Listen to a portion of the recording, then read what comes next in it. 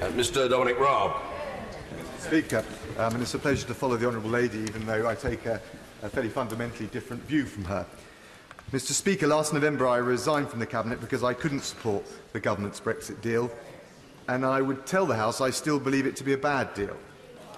I also recognise that with the government purporting to take no deal off the table and its acquiescence in the extension of Article 50, that we potentially now face an even worse alternative that could reverse Brexit and betray our democracy. In extending Article 50 and signalling that it was taking WTO exit off the table, the government rather weakened its own negotiating position in Brussels, and I'm afraid it heartened some of those here in Parliament who are seeking to frustrate Brexit. I believe that decision, which was a choice, was a mistake, and as a direct result of that political choice, we now face a very real risk of the UK being forced to accept something akin to single market membership, losing control over our laws, our borders, and an independent trade policy. I'll make just a little progress. The course the government has taken gives rise to the very real concern that it would acquiesce in a further long extension, which on both sides of the Channel would be used to try and exhaust the UK into revoking Brexit altogether. That is something that I believe we must not entertain nor allow. In fairness to the government, I also recognise that they have provided some additional assurances at the domestic level that Northern Ireland will not be forced alone to follow EU regulations. That is of some value, although I well appreciate the concerns of those, not just on that side of the House, who are concerned that those assurances are not contained within the withdrawal agreement and therefore are not binding at the international level.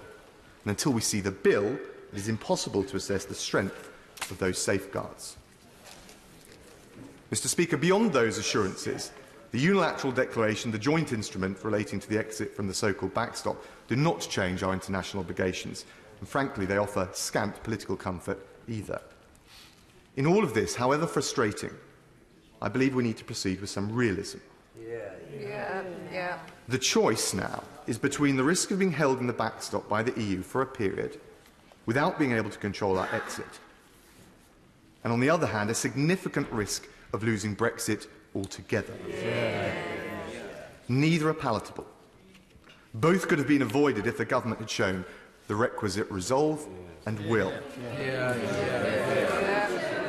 And I appreciate that for many colleagues this presents a very finely balanced judgment call. I share the deep frustrations many feel at being presented with two such unsavoury alternatives. And Mr. Speaker, anger is not a political strategy. And in this fast-moving and fluid landscape, I believe we must assess the specific and tangible decision before us at this point in time. The motion today explicitly does not satisfy Section 13 of the EU Withdrawal Act, so it is not in practice or in law a third meaningful vote. However, and I think the right honourable gentleman, the member for Leeds Central, made this point rather well. However, the vote on its own terms does have significant legal and practical implications. First, it is necessary to satisfy the EU Council decision on the 22nd of March to avoid and indeed prevent the government from returning to the EU to seek an even longer extension. I regard that as essential. The second implication of the motion, by virtue of that, is to avoid the UK holding European elections in May, and I regard that as absolutely essential, to avoid the very dangerous and corrosive effect on public trust in our democracy. I give way to always listen very attentively to my honourable friend. He posits the dilemma, I think, absolutely correctly, and this is a finely balanced judgment of risk. The problem I have is that I cannot countenance an even longer extension, and I cannot countenance holding European elections in May. And the third implication is that a duly constituted third meaningful vote under Section 13 will have to return to this House for a vote, presumably under second reading vote on the Withdrawal and Implementation Bill. That will buy the government a little more time and a little more room for manoeuvre. In my view, the government should use that time to revert to the EU and seek an exchange of letters that can provide the legally binding changes to give effect to the Brady Amendment.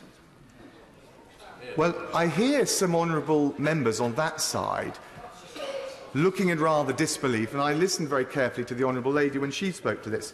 Why is it that the EU's position is treated as immutable and unmovable, but the UK is always expected? And I say to the House, I won't because of the time, and I say to the House that it is succumbing to that mindset which is precisely what led us to this predicament in the first place. At the same time, Mr. Speaker, the risk of a WTO departure is growing because of the position of the EU as well as what we do in this House. And I believe that with the EU, not just on aviation, not just on lorries, where progress has been made, we should continue to collaborate to mitigate the risk to jobs, to livelihoods, to businesses which arise on both sides. That is the responsible thing for all sides to do, and I hope that the government is engaged in that. Of course, if the EU itself rejects all of these offers and overtures, it must take its responsibility for the consequences of its political intransigence in what follows. On that basis, Mr. Speaker, I will vote for the motion. I will do so without prejudice to my position on the Section 13 meaningful vote to achieve two essential outcomes: stave off a longer extension and prevent European elections in May, and I hope the government can more vigorously pursue the reassurance we need on the withdrawal agreement and the political declaration to make the deal more acceptable to this House.